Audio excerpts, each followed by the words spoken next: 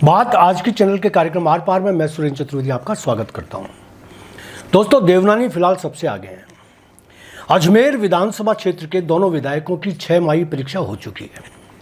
अजमेर उत्तर के विधायक और विधानसभा अध्यक्ष वासुदेव देवनानी ने इन 6 माही में अजमेर दक्षिण की विधायक अनीता बदेल से हर विषय की परीक्षा में बाजी मार ली है। इस कार्यकाल में अनीता बदेल पता नहीं क्यों अभी तक फुल फॉर्म में नहीं आ सकी हैं, जबकि देवनानी जी ने बहुत कम समय में ही अजमेर शहर की बागडोर संभाल ली है।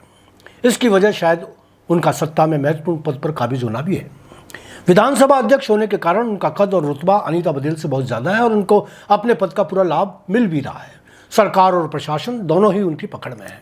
हाल ही में पूर्व पार्षद चंद्रेश सांकला ने सोशल मीडिया पर देवनानी जी के 6 माही कार्यकाल की मार्कलिस्ट जारी की।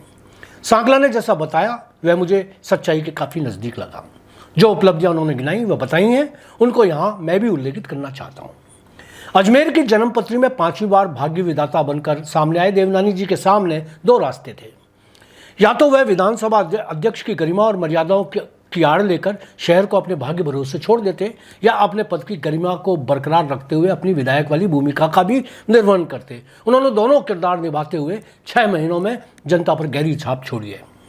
चुनाव जीतने के बाद उन्होंने कई महत्वपूर्ण काम करवाए। सांकला द्वारा बताई उपलब्धियों में मुझे सच्चाई नजर आई है। आइए उनकी 6 माही रिपोर्ट उनकी ही भाषा में प्रस्तुत कर देता हूँ। एक बार हम इन 6 महीनों के कार्यकाल पर नजर डालें, जिसमें 3 महीने तो चुनाव की आचार संहिता में ही निकल गए, बचे 3 महीने और उसका हिसाब। चुनावी घोषणा पत्र के अनुसार तेलंगाना हाउस को निरस्त उन्होंने करवा दिया है।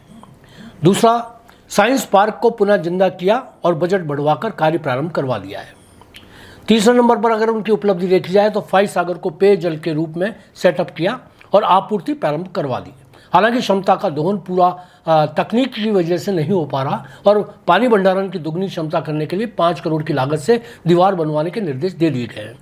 स्वीकृत होना बाकी है। चौथे नंबर पर अजमेर के हिस्से में बीसलपुर से अधिक पानी मिले, उसके लिए सरकार से स्वीकृति मिलने की पूरी संभावना है। हालांकि जलदाय विभाग तकनीकी कारणों से वर्तमान में मिलने वाले कोटे का भी पूरा पानी लेने में हाफ रहा है। 5 नंबर की उपलब्धि देखें तो पेयजल के लिए 20 कुओं और बावड़ी पर शीघ्र कार्य करवाने के निर्देश दे दिए गए हैं। 6ठे नंबर पर देखा जाए तो स्वामी विवेकानंद स्मारक के पास अजमेर उत्तर के लिए पेयजल भंडारण के लिए सबसे बड़ा स्टोरेज बनाने की कवायद प्रारंभ कर दी गई है, जिसकी लागत लगभग 270 करोड़ रुपये होगी। स्वीकृति होना बाकी है। 7वें नंबर पर बात की जाए तो बीसलपुर की क्षमता दुगनी करने के लिए 1200 करोड़ की योजना की वित्त स्वीकृति मिलने वाली है, जिससे अजमेर को सबसे ज़्यादा फायदा मिलेगा। बीसलपुर अजमेर को जोड़ने वाली नई पाइपलाइन की डीआरपी तैयार हो चुकी है, यानी कवायद जारी है। बार बार टूटने की समस्या समाप्त हो जाएगी। बिजली की ट्रिपिंग से बचने के लिए भी प्रस्ताव तैयार हो चुका है, बस स्वीकृत होना बाकी है। 8वें नंबर पर देखा जाए तो ईसीआरपी के तहत आने वाले वर्षों में अजमेर के विभिन्न तालाबों को भी जोड़ने की कवायद प्रारंभ कर दी गई है, जिससे भविष्य में पानी की समस्या का स्थायी हल हो सके। 9वें नंबर पर देखिए कि रिंग रोड का सपना साकार होने की दिशा में तेजी से कार्य चल रहा है। 10वें नंबर पर उनकी उपलब्धि गिनाई जाए तो सबसे बड़ी और महत्वपूर्ण उपलब्धि है कि राजस्थान सरकार की 18,500 करोड़ की लागत से 40 शहरों में विकास की गंगा बहाने की स्कीम में अजमेर शहर भी शामिल हो गया है। मतलब अजमेर शहर को सीधा 500 से 1,000 करोड़ रुपए मिलेंगे। इसके अलावा पानी की टंकियां, पाइपलाइन, हॉस्पिटल निर्माण, सड़कों को दुरुस्तीकरण आदि पर भी लगातार कार्य चल रहा है।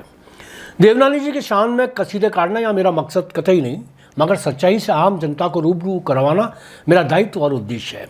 इसे मैं चाटुकारिता नहीं, सच्ची पत्रकारिता कहता हूँ। पत्रकारिता राजनेताओं को निरंकुश होने से बचाती है, मगर यदि राजनेता लोक कल्याण में अपनी ऊर्जा लगा रहा हो तो उसे जनसाधारण तक पहुँचाना भी जरूरी है।